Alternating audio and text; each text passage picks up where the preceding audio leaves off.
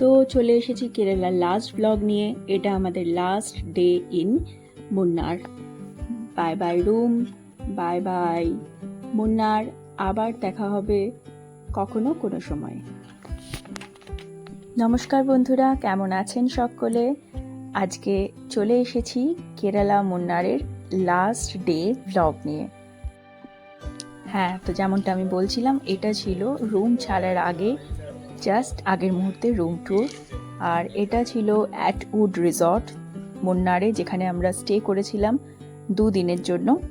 তো এবার পালা মুন্নার ছেড়ে, এই রিসর্টটা ছেড়ে কোচির পথে যাওয়ার জন্য। তো বাই বাই মুন্নার। এই সুন্দর দৃশ্যটা না জানি আবার কবে দেখতে পাবো, তবে হ্যাঁ, অবশ্যই আবারও একবার ফিরে আসবো আপনাদের সাথে করে নিয়ে, সম্পূর্ণ কেরালা একটা ডিটেইলড লং ট্যুর প্ল্যান করে। তো মুন্নারের 2 দিনের ট্রিপ তো দারুণ ছিল, আমাদের স্টেটাও খুব সুন্দর ছিল। এবার মুন্নার থেকে আমরা বেশ খানিকক্ষণ জার্নি করার পর অলরেডি পৌঁছে গেছি কোচির রাস্তায়। দেখতেই পাচ্ছেন কিছু মফস্বল এরিয়া শহুরে, মানে ওই যে দূরে ফ্ল্যাট দেখা যাচ্ছে। আর এইটা ছিল স্পেশাল একটা স্ট্রিট। এই স্ট্রিটটার একটা দারুণ নাম ছিল, যেটার নাম হচ্ছে জিউ স্ট্রিট।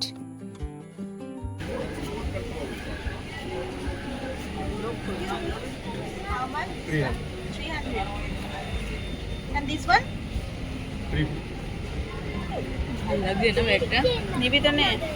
তো এই স্ট্রিটটা কিন্তু আমাদের ঘোরাফেরার লিস্টের মধ্যে ছিল না, কিন্তু হঠাৎই আমাদের ড্রাইভার দাদা এখানে নামিয়ে দিলেন, বললেন একটু হেঁটে এক্সপ্লোর করতে।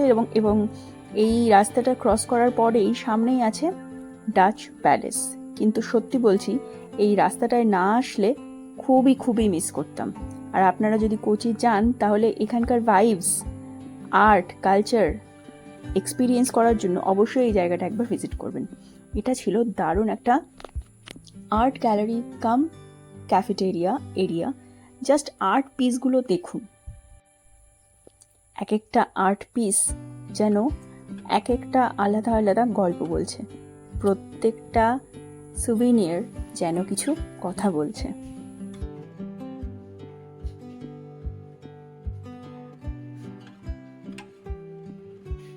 এই জায়গাটা আমার দারুণ লেগেছে। কিন্তু কিছুটা ফটোগ্রাফি ভিডিওগ্রাফি করার পর আমরা একটা নোটিশ দেখতে পেলাম, যেখানে লেখা ছিল no photography or videography allowed. তো যতটুকু করা হয়েছিল সেইটুকুই আপনাদের সাথে শেয়ার করছি। এরপরে আর আমরা ফটোগ্রাফি করার ধৃষ্টতা দেখাইনি। তবে এরকম একটা জায়গার নিজের চোখে সাক্ষী না করলে খুবই মিস করতাম। আর এখানকার একটা মানে আলাদাই একটা যেন অ্যাটমসফিয়ার ছিল। দুপুরবেলায় খুব একটা রোদ ছিল না, হাঁটতেও যেন দারুণ লাগছিল। আপনারা জায়গাটায় না গেলে বুঝতে পারবেন না। কখনো যদি কেরালা ভ্রমণে যান, অবশ্যই কোচিটা ইনক্লুড করবেন। তো এরকমই আমরা হাঁটতে হাঁটতে কিছু দূর বেশ এনজয় করতে করতেই পৌঁছে গেছিলাম আমাদের গন্তব্যস্থল, যেটা হচ্ছে ডাচ প্যালেস।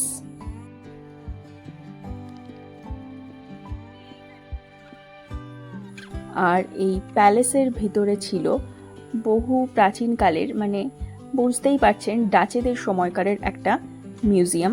সেই মিউজিয়ামের ভিতরে তো ভিডিওগ্রাফি অ্যালাউড ছিল না, তাই বাইরের থেকেই যতটুকু পেরেছি আপনাদের জন্য ক্যাপচার করে নিয়ে এসেছি। আর এটা ছিল কোচির রাস্তাঘাট। ঘুরতে ঘুরতে দুপুর হয়ে গেছিল, লাঞ্চের টাইম। আর সেই জন্য দেখুন চলে এসেছি একটা লোকাল ক্যাফেটেরিয়া, স্ট্রিট সাইড, কিন্তু খুবই সুন্দর, দুর্দান্ত খাবার ছিল। এটা এক্সপিরিয়েন্স করতে আমরা চলে এসেছি। এখানে নানান রকমের সি ফুডও পাওয়া যাচ্ছিল। তবে এটা ছিল আমাদের ওই দিনকারের লাঞ্চের menu: fried rice, chilli chicken, মায়ের জন্য কার্ড রাইস, আর এটা অথেন্টিক ইটালিয়ান মার্গারিটা পিৎজা। খাবারের স্বাদ ছিল দুর্দান্ত, ভাইব ছিল অসাধারণ, দারুণ এনজয় করেছি। আর আমার মা যেহেতু নিরামিষাশী, তাই উনি কার্ড রাইস এনজয় করেছেন। এরপরে আমরা একটা আইসক্রিম খেয়েছিলাম, কিন্তু সেটা আর ক্যাপচার করা হয়নি। ওই যে খাই বাতি, কখন আমরা খাবার এলেই ঝাঁপিয়ে পড়বো। যাই হোক, খাবার পর্ব ইতি করে এটা পৌঁছে গেছি সেন্ট ফ্রান্সিস ক্যাথেড্রালে। এটা ছিল আর্কিওলজিক্যাল সার্ভে অফ ইন্ডিয়া দ্বারা রক্ষণাবেক্ষণ করা হয় আর কি। জায়গাটা খুবই সুন্দর ছিল। ভিতরে চার্চ এরিয়ায় ভিডিওগ্রাফি করা যাচ্ছিল না, তাই বাইরের নাজারা আপনাদের জন্য।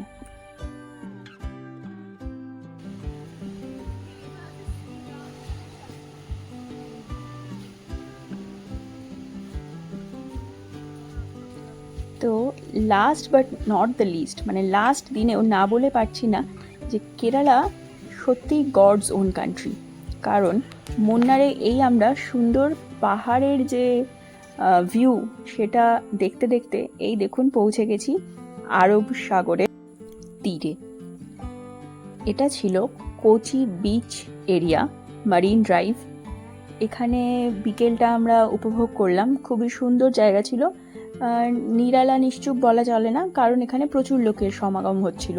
রবিবারের বিকেল ছিল, তখনও বিকেল হয়নি, এই 3টে সাড়ে 3টে বাজছিল, কিন্তু বেশ এখানে লোকাল মানুষজন আসা যাওয়া করছিলেন, নিজেদের মতো এনজয় করছিলেন, কেউ বন্ধুদের সাথে, কেউ ফ্যামিলির সাথে, কেউ বা কাপল নিজেদের মতো সমুদ্র দেখতে দেখতে সময় কাটাচ্ছিলেন। আমরাও কিছুটা সময় এখানে কাটিয়ে নিলাম বিকেলে গাছের নিচে বসে। আর সাথে সাথে এনজয় করেছিলাম, হঠাৎ এক জায়গায় চান্স পেয়ে গেছিলাম লাইভ মিউজিকের। এখানে মানে এরকম একটা বলা হচ্ছিল যে যেই গান করতে পারে, মানে পারার দরকার নেই, যেই গান করতে ইচ্ছুক সে এখানে এসে মাইকটা ধরে হাতে কিছু গেয়ে দিতে পারেন। তো দারুণ ছিল এখানকার এক্সপিরিয়েন্স।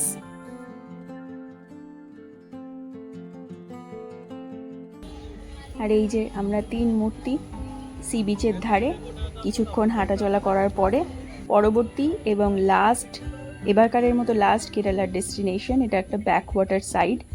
এখানে ডিজে বোটের ব্যবস্থা ছিল। আমরা কথাবার্তা বলেছিলাম কিন্তু চড়িনি, কারণ আমরা অলরেডি মুন্নারে এই এক্সপিরিয়েন্সটা করে এসেছিলাম। তো ডিজে বোটে করে আর কি ওই আরাবিয়ান সিতে নিয়ে যাচ্ছিল। তো আমরা এমনি নিজেদের মতো কিছুটা সময় কাটালাম সমুদ্রের ধারে বসে। সুন্দর লাগছিল, কিছু ফটোগ্রাফি করলাম, দারুণ একটা ব্রিজ ছিল ফটোশ্যুট করার জন্যই। কেমন লাগছিল আমাকে ওই দিন জানাবেন কিন্তু কমেন্ট করে।